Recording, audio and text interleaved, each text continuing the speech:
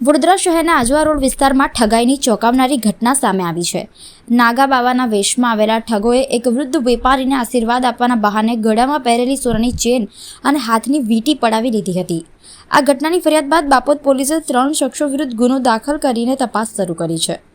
મળતી માહિતી મુજબ આજવા રોડ પર કમલાનગર તળાવ પાસે સૌજન્ય ટાઉનશીપમાં રહેતા સુરેશચંદ્ર દલપતરામ રાણા દિવાળી પર્વે HDFC બેંક સામે ફટાકડાનો સ્ટોલ ચલાવતા હતા।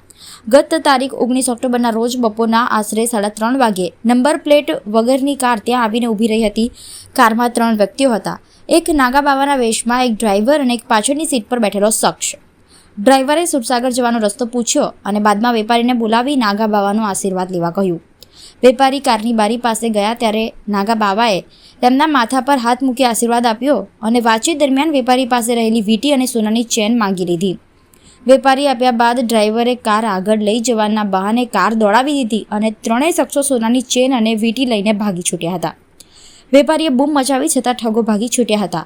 ઘટનાની જાણ થતાં બાપોદ પોલીસે નાગા બાવાના વેશમાં આવેલા શખ્સ સહિતના 3 ઠગો સામે ગુનો દાખલ કરી તપાસ શરૂ કરી છે। તે માર્કેટ બાજુથી આવ્યા અને સીધી ગાડી અમારે છે ને લાઇટના થાંભલા પર અમારે ફટાકાની દુકાન હતી ત્યાં આવીને ઊભી હતી અને પછી એને મને કહ્યું કે સુરસાગર કઈથી જવાનું, તો મેં કહ્યું કે અહીંથી પાણીગેટ થઈ અને સીધા સ્ટેટ નીકળી જવાનું, એટલે સુરસાગર પહોંચાશે। પછી શું ઘટના બની? પછી એને મને છે ને એ પેલા પાછળવાળાએ છોકરાએ કીધું કે ગુરુજી આવ્યા છે, એને આશીર્વાદ લઈ લો, એમ કે તમને સાક્ષાત આશીર્વાદ આપવા આવેલા છે એમ કે। તો પછી એને બારીમાં મને બોલાવ્યા બારીની અંદર અને પછી એને આશીર્વાદ આપ્યા અને ત્યાં પછી મારી પાસે પહેલાં છે ને મોબાઈલ માંગ્યો, મોબાઈલ હાથમાં લીધો અને આમ તેમ ફેરવી અને મને રિટર્ન આપ્યો। પછી ત્યાં પછી ચશ્મા માંગ્યા, એ કે ચશ્મા દેખાવ, તો ચશ્મા કાઢીને આપ્યા, તેમ તેમ ફરીને પછી પાછા મને રિટર્ન આપ્યો। પછી થોડી વાર પછી મને કહે છે કે આ વીંટી દેખાવો, તો પછી મેં વીંટી કાઢીને આવેલી એના હાથમાં, તો વીંટી મને પાછી આવેલી અને કે તુમ દોડા નિકાલ सकते हो? મેં બોલા હા। પછી દોડો કાઢીને આવેલો, પછી વીંટી પણ માગી લીધી અને આમ તેમ કરીએ અને પછી એને કંઈ વજન જેવું જોયું અને પછી કે થોડે આગે જાકે મેં વાપસ आता हूँ એમ કે દેતા હું।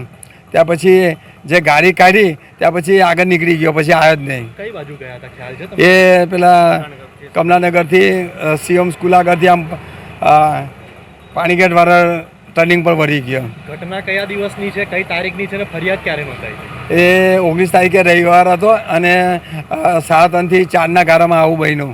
હા, એ દિવસે 5 વાગે નોંધાઈ હતી।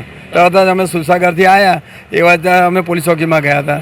એ સાહેબે અમારી પાસે બધી પૂછપાછ કરીને લખી ખરી, પણ એ અરજી કંઈ અંટવાઈ ગઈ લોકો એમ નથી, વિપુલ સાહેબ કરીને હતા। એ હવે ખોરશે તારે હવે ખ્યાલ આવશે ને કે ગાડીનો નંબર નથી, હવે એનું મોઢું દેખાતું નથી, તો ખોરું કે અમારો સૌજન્ય ટાઉનશીપમાં G105 નંબરનું મકાન છે અમારો ફટાકડાનો સ્ટોલ HDFC બેંક પાસે લાગેલો હતો। હવે તે દિવસે કંઈક પપ્પા જમવા આવ્યા, મેં જમવા આવ્યો ને પપ્પા ત્યાં આગળ દુકાને ઊભેલા। તે ટાઈમે કંઈક નાગા બાવા આવેલા અને એમની જોડતી આવતી અછોડોને વીંટી કઢાઈને લઈ ગયા। હવે એમને જ્યારે રિટર્ન આવ્યા ત્યારે મને કીધું કે દેવેન્દ્ર ફટાફટ આપણે ભાગવું પડશે, પેલો ગાડીમાં મારો આવશે, અછોડોને વીંટી લઈને ભાગી ગયા છે। એટલે અમે એનો પીછો કરતા માટે ત્યાં ગાડી ગયા, ત્યાં આગળ કોઈ ગાડી મળી નહીં અમને ને ગાડી રિટર્ન હાઈવે તરફ નીકળી ગઈ। ફરિયાદ ક્યારે નોંધાઈ? ફરિયાદ અમારી 19 તારીખની આસપાસ લખાવેલી છે, પણ પાકી FIR અમારી આજે સવારે નોંધણી થઈ છે। એટલો બધો સમય લાગ્યો? હવે એમાં કંઈક એમને ડિટેલ્સ મળી નહીં, કાં તો કંઈક એમનાથી અરજી ખોવાઈ ગઈ કે એનું શું હશે એના વિશે પૂરો આઈડિયા નથી, પણ અમને જાણ થઈ કે ભાઈ તમારે પાકી FIR લખવા માટે ઓનલાઈન આવવું પડશે, એટલે પછી ઓનલાઈન કરી અને પછી પાકી FIR આજે નોંધણી થઈ। કેટલી આશા છે તમને પોલીસ સ્ટેશન પર કે અમારી વસ્તુ મળશે? હવે PI સાહેબે કીધું છે કે અમે તપાસ કરીએ છીએ। એમાં એક 16માં અમદાવાદ 16માં પણ કંઈક આ રીતની જ મેટર છે, સેમ મેટર જ છે। એ તારીખ કંઈક દિવાળીના બીજા દિવસની છે, એટલે ત્યાંની મેટર અને અહીંયાની મેટર બે સાથે સોલ્વ કરીને જોઈએ છે કે એમાં બંનેને જો સરખું લાગતું હોય તો પછી આપણે કેસ થોડોક વહેલો ઉત્પન્ન એ થઈ એવું છે। સરકારી પોલીસ સ્ટેશનમાંથી આગળ ખોવાઈ જવું કેટલું યોગ્ય કહેવાય? યોગ્ય તો ના કહેવાય, તો એમની જોડે જ હોવું જોઈએ, પણ એમને કદાચ એ વસ્તુનું જાણ નહીં હોય કે એમને કંઈક શું થયું હશે તો એમને મને એવું કીધું કે તમારી અરજી તમારે ફરીવાર લખાવવા આવવું પડશે. તમને શું લાગે? શાયદ બંદોબસ્ત હોઈ શકે, કેમ કે તે દિવસે કદાચ એવું પણ હતું કે કેવડિયા કોલાની પાસે કંઈક એમની મિટિંગ હતી ને બધું કંઈક હતું ખરું, એટલે એના કારણે હોઈ શકે. શું નામ આપનું? દેવેન્દ્ર કુમાર રાણા.